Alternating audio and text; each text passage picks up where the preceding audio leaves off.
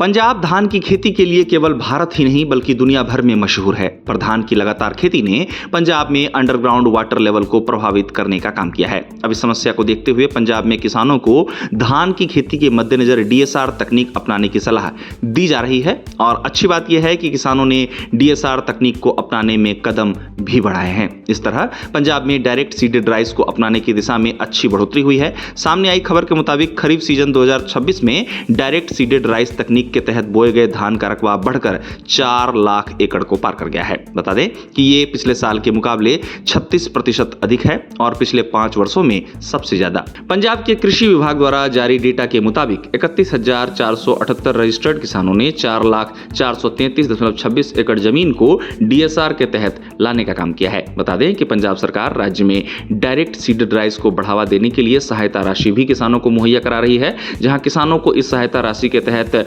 1500 रुपए प्रति एकड़ दिए जा रहे हैं। अब पंजाब में डीएसआर के नए आंकड़े पिछले आंकड़े 2.94 लाख एकड़ के मुकाबले 1.06 लाख एकड़ की बढ़ोतरी को दिखाते हैं। ये बढ़ोतरी इस तरह 2024 के मुकाबले 2025 में दर्ज 16% की बढ़ोतरी से दोगुनी से भी ज्यादा है। इससे पता चलता है कि पंजाब में डीएसआर तकनीक को अपनाने में किसान अपनी रुचि दिखा रहे हैं, जो राज्य में घटते भूमिगत जल को सामान्य करने की दिशा में समय की मांग भी है। साथ ही इससे इस बात की भी पुष्टि होती है कि किसान इस तकनीक पर भरोसा कर रहे हैं। अब इसकी बात की जाए कि पंजाब में डीएसआर को अपनाने में पंजाब के कौन से क्षेत्र ज्यादा एक्टिव हैं, तो आंकड़ों के मुताबिक साउथ वेस्ट पंजाब में किसान इस तकनीक को अपनाने में आगे चल रहे हैं, जहां फाजिल्का राज्य का सबसे बड़ा डीएसआर जिला बनकर उभरा है। आपको बता दें कि फाजिल्का जिले में अब तक किसानों द्वारा डीएसआर तकनीक से 1,55,422.77 एकड़ जमीन पर खेती की जा रही है। इसके बाद इस सूची में श्री मुक्तसर साहिब जिले का नाम आता है, जहां 7,345 किसानों द्वारा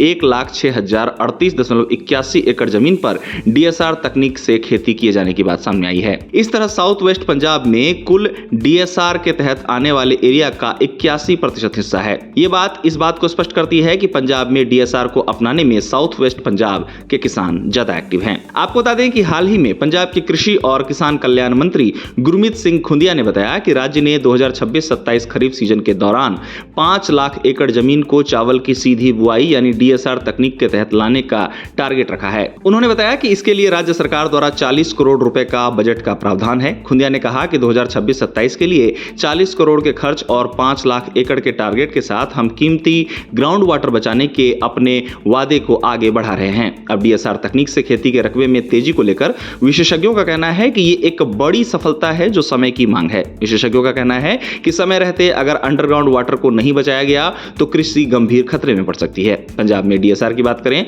तो शुरुआत में इसकी रफ्तार धीमी थी, पर अब समय के साथ इस तकनीक को किसानों ने अपनाया है और आंकड़े इसकी गवाही दे रहे हैं। गौरतलब है कि धान की खेती की इस तकनीक के कई लाभ हैं, जिसमें सबसे बड़ा लाभ अंडरग्राउंड पानी की बचत है। वहीं डीएसआर तकनीक से धान की बुआई में पैसों की बचत के साथ ही कम मेहनत भी इसे खास बनाती है। साथ ही धान की खेती की यह तकनीक किसानों और पर्यावरण दोनों के लिए बेहद फायदेमंद मानी जाती है।